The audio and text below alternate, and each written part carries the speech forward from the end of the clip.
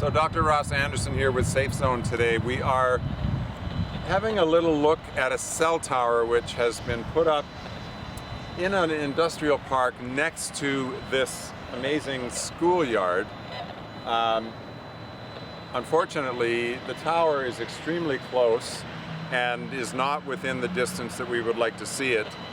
And it's a very powerful tower. We're going to be using the gigahertz 59B, which is a state-of-the-art meter with the omnidirectional antenna to measure the output of the tower. And what we're going to do is we're going to walk across the soccer field all the way to the far edge of the playground.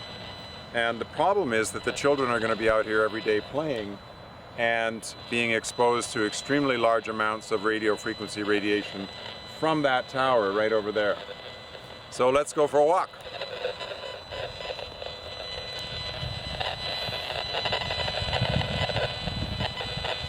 So right here we're looking at readings of 10 to 13,000 microwatts. And to give you a point of reference, anything above 5 microwatts is actually damaging to the DNA of our bodies. So at 13,000 microwatts, we're getting an extremely large dose of radio frequency radiation. And as we get closer to the tower, we're going to see higher readings because proximity is extremely important. And that simply means the closer you are to the source of the radiation, the stronger it is. It's like holding your cell phone up beside your head or on speakerphone at the end of your arm length. There's a very big difference between the two exposures.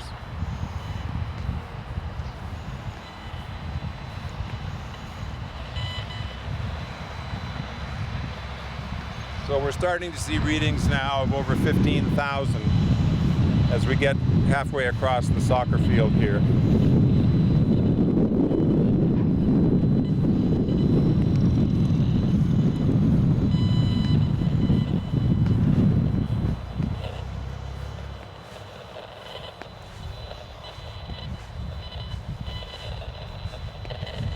Can you get a picture of the meter here, Allison? Mm-hmm.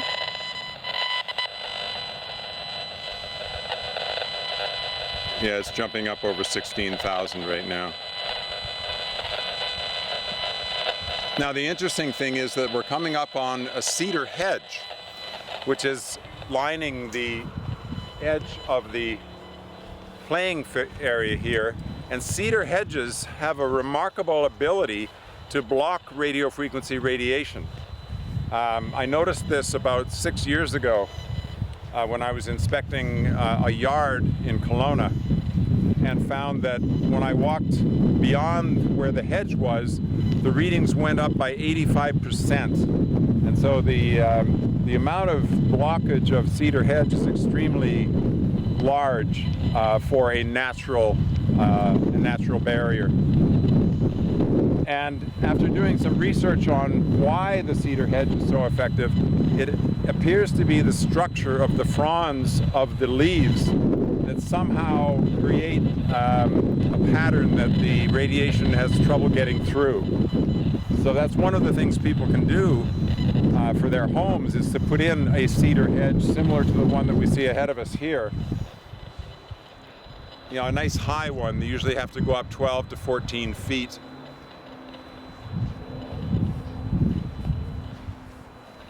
And we've actually got lower readings now because we are sort of behind the hedge. Whereas if I put the meter a little higher up, we see higher readings going up over 10,000.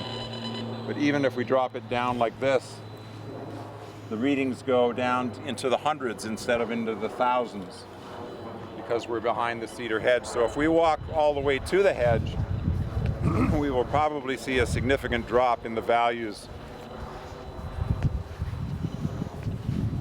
as we are right now. We're down in the low hundreds as opposed to the thousands because we're behind the cedar hedge.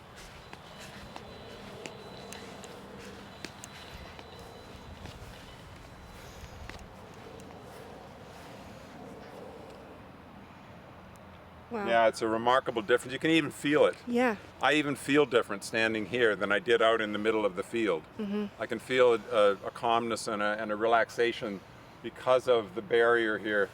And if we look very closely at how the leaves are structured, somehow cedar has this remarkable pattern of the way the leaves intertwine, and it manages to block the radiation much more so than something like this leaf structure, which won't block hardly anything.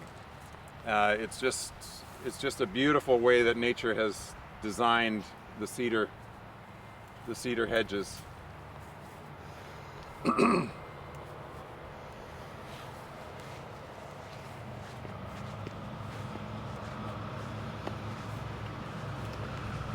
Now this is interesting, Allison. Mm-hmm. With my body between the tower and the meter, my readings are almost zero. Whereas if I turn around, the readings go up significantly.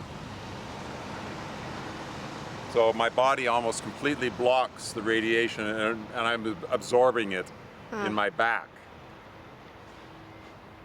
So we've got a pretty significant challenge here. The problem is the kids don't know they're being exposed. They're innocent. They're out here playing. And the school doesn't really know. The school has lots of wireless. They use Wi-Fi, and all the kids have their smartphones. So the technology has gotten to the point where it's just become normal. The problem is almost everybody is suffering. Sleep disorders are rampant. Kids are having trouble learning. Cancer levels are extremely high.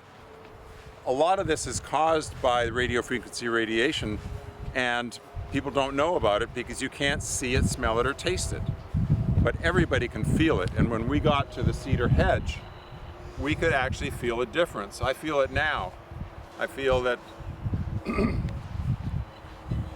interestingly enough, my readings here are running in 9,000, 7,000, and when I turn and put my body between the tower and the meter, it drops into the hundreds.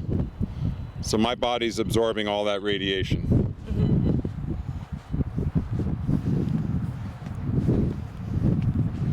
So the other question is, what about inside the school?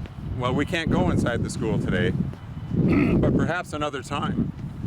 If the schools are interested in keeping their students healthy, our goal is to get them to look at this issue, because in Europe right now, they are taking Wi-Fi out of the schools.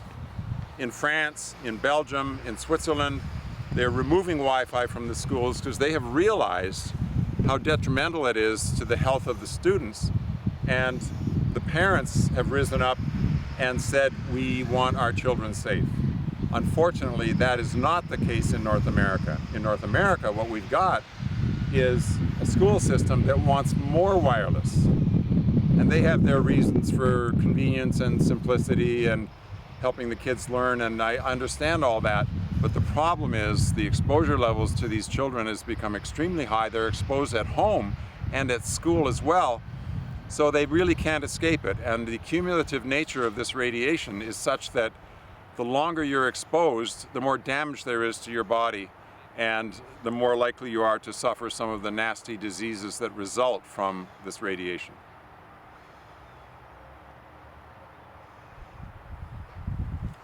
Okay. We're being watched, perhaps. We're being watched? Oh, good.